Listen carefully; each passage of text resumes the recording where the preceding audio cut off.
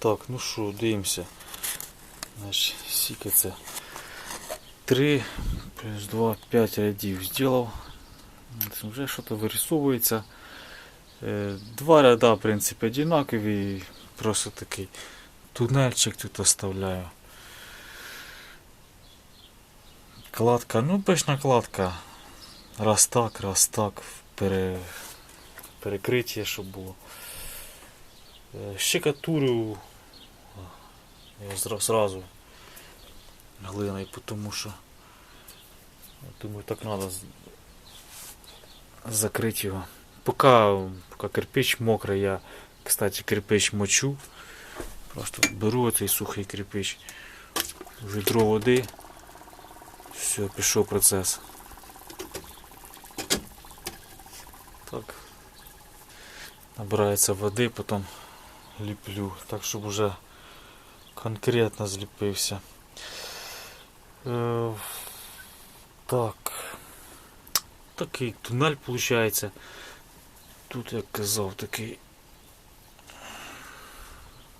нахил, поворотик гладенький такий. Тут теж трохи з перекриттям. Кстати, тут шов, значить, між стіною і цим же ж. І каналом.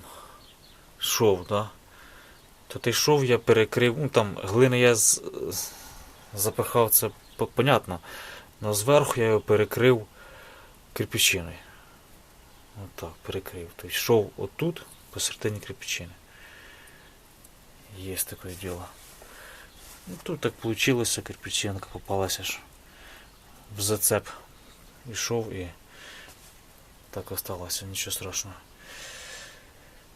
Тут вже трохи з перекриттям йде.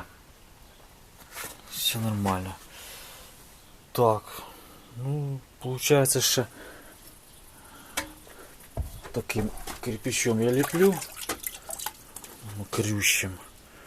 Ось, наприклад. Що тут вирисовується?